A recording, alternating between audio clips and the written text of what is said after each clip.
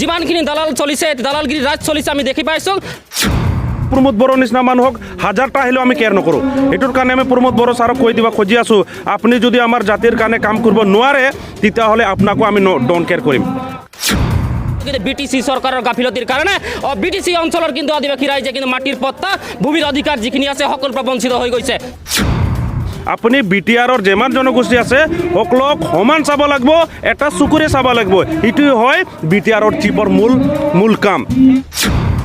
আমি স্পষ্টীকৰণ কৰে দিছোঁ প্ৰমোদ বড়ো ডাঙৰিয়াক, আপোনাৰ যি মতালি আছে সেই মতালি বন্ধ কৰক, নহ'লে অনাগত দিনত আদিবাসী অধ্যক্ষতা অৰিয়াত কিন্তু ভোট বিচাৰি আপুনি নোসোমাব যদি মাটিৰ পট্টা নিদিয়ে।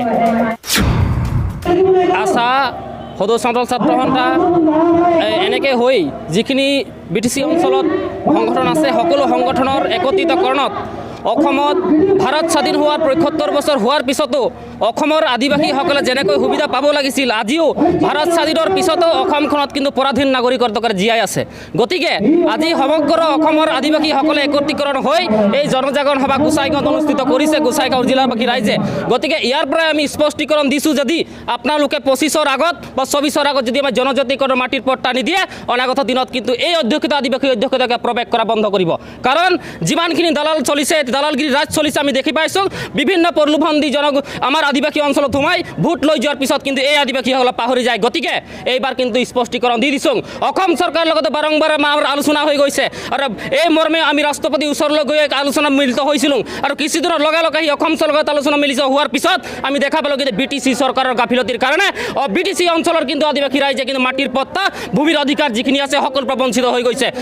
গতিকে আমি স্পষ্টীকৰণ কৰি দিছোঁ প্ৰমোদ বড়ো ডাঙৰিয়াক, আপোনাৰ যি মতালি আছে সেই মতালি বন্ধ কৰক, নহ'লে অনাগত দিনত আদিবাসী অধ্যক্ষতা অৰিয়াত কিন্তু ভোট বিচাৰি আপুনি নোসোমাব যদি মাটিৰ পট্টা নিদিয়ে।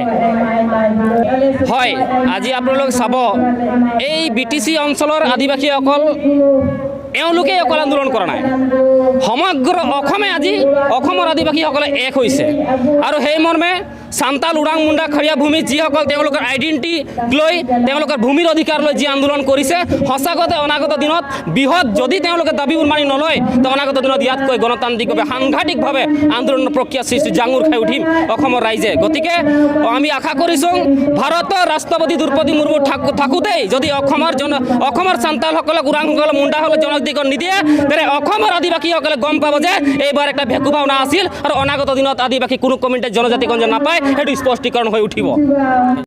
নিশ্চয়, যেহেতু আজি আমি সদৌ আদিবাসী ছাত্ৰ সন্থা হৈ পেলাই আদিবাসীৰ আমি লিডিং অৰ্গেনাইজেশ্যন হয় আৰু আদিবাসীৰ সকলো ছেক্টৰৰ বস্তুবিলাক আমি চেক কৰোঁ। কাৰণ যেতিয়া প্ৰমোদ বড়োৱে চিফ হোৱা নাছিলে, প্ৰমোদ বড়োৱে বিটিআৰত প্ৰধান হোৱা নাছিল, তেতিয়া তেখেতে কৈছিল যে মই পৰিৱৰ্তন আনিম, বিটিআৰ ভিতৰত যিমান জনজাতি আছে, যিমান বড়ো আদিবাসী অসমীয়া কোচ ৰাজবংশীৰ বিষয়ে মই ভালকৈ কাম কৰিম। আৰু আমি বিশ্বাস কৰিছিলোঁ যে প্ৰমোদ বড়ো এজন ষ্টুডেণ্ট ইউনিয়নৰ পৰা অহা মানুহ নিশ্চয় কাম ভালকৈ কৰিব বুলি। কিন্তু আজি আপোনালোকে নিশ্চয় চাইছে কিমান দিন পাৰ হৈ গ'ল, কিন্তু আজিও আদিবাসীবিলাক ইমান দুখীয়া শ্ৰেণীৰ মানুহবিলাক নিজৰ মাটিৰ পাট্টাৰ কাৰণে কান্দিব লগা হৈছে। তাতকৈ দুখ লগা কথা কি হ'ব? এইটোৰ কাৰণে আমি আজি আহিব লগা হৈছে। আজি আমাৰ গণসংহাৰ কৰা কোনো ইণ্টাৰেষ্ট নাই, কিন্তু আমাৰ জাতিৰ মাটি ভেটি যেতিয়া হেৰাব তেতিয়াহ'লে উপায় নাই।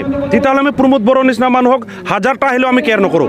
এইটোৰ কাৰণে আমি প্ৰমোদ বড়ো ছাৰক কৈ দিব খুজি আছোঁ, আপুনি যদি আমাৰ জাতিৰ কাৰণে কাম কৰিব নোৱাৰে তেতিয়াহ'লে আপোনাকো আমি ডোন্ট কেয়াৰ কৰিম। কাৰণ এভৰি একশ্যন দেৰ is a equal and opposite reaction.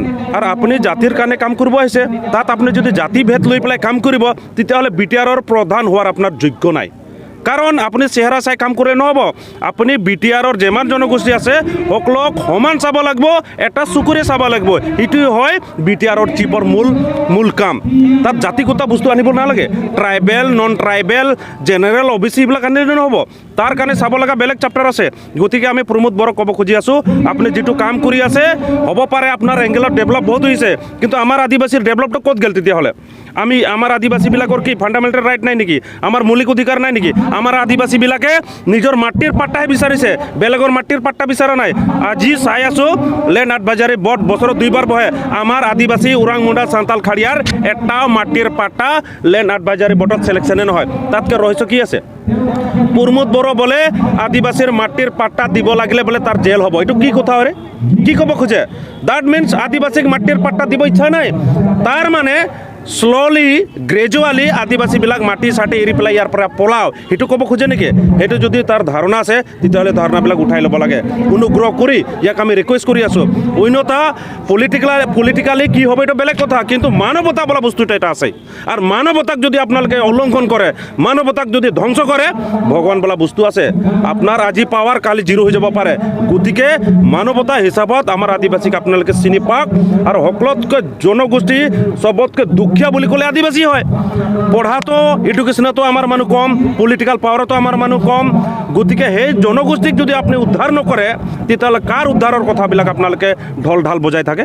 আপোনালোকে দেখোন 4টা ডিষ্ট্ৰিক্টত কয় BTR বহুত ডেভেলপ হৈ আছে, ছুইজাৰলেণ্ড হ'ব, অমুক হ'ব, তমুক হ'ব।